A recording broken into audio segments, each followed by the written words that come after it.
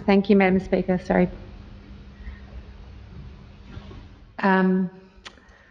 I want to begin by recognising the speech from the member for Nightcliff. People in this chamber know that I'm Jewish. I have a very strong connection with the part of the world that is now known as Israel and as Palestine. And my heart also breaks for all the people who are being and have been killed and the genocide that's happening in that place. I also want to acknowledge that today is National Closing the Gap Day. We know this is a day that's meant to give us an opportunity to reflect on our commitment to improving outcomes for Aboriginal and Torres Strait Islander people. And it's a day when this Parliament's passed 2 laws that will impact disproportionately on Aboriginal people in our community. We've heard that in the Northern Territory we're moving backwards. Last night in this chamber, the government recommitted to the Aboriginal Justice Agreement, which we welcomed. The member for Morka, you would have seen, was very happy to see that. But on a day like today, I do ask questions about how we're honouring that commitment. But actually what I wanted to talk about today was how one of the ways my community responded to a very heartbreaking event in the last fortnight, an alleged domestic violence murder in the suburb of Allawa.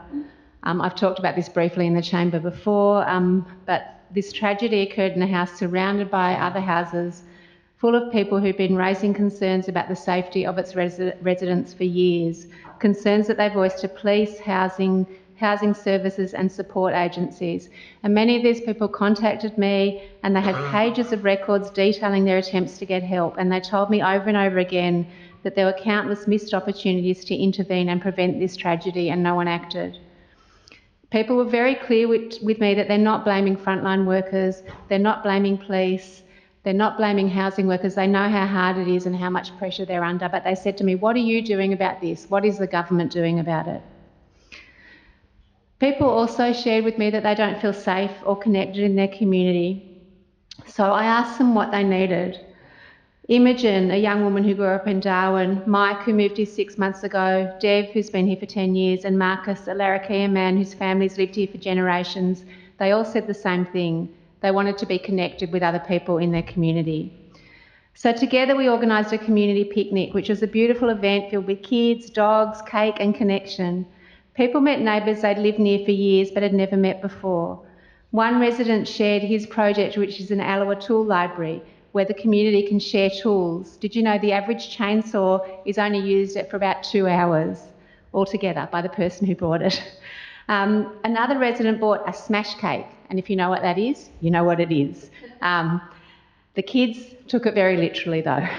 And a very big thanks to Zoe, who came along from the Territory Community Safety and talked a lot about what that group can do from within the police, but to support safety and connecting across the kinds of safety service gaps that people are experiencing. The thing that was very heartening about this was it was driven by community. People were unhappy, and we talked together about what we could do to try and address that and help build a sense of community and connection and safety. And driven by community, and we were able to support it a bit from our office. People came together and did that. And there are so many examples of building connection in Johnson. I've talked about some of them in this house before, and I look forward to sharing more of them in the future. I love my community. I feel so lucky to be representing them and working for them. I must be honest though, sometimes when I'm in this chamber, when ministers speak of abandoning compassion and others in the House cheer them on, when I sit through hour after hour of the CLP and Labor attacking one another, when I witness the lack of respect that people are treated with, I sometimes find it really hard to love this job. But when I go back to my community and every day there are amazing, inspiring stories and connection and strength, I remember why I'm doing it. I know everyone in this chamber loves our communities, and I know everyone feels honoured to serve them. My hope is that we can carry the spirit of compassion, resilience and unity that I see every day in my community into this chamber and into every decision we make here. Thank you.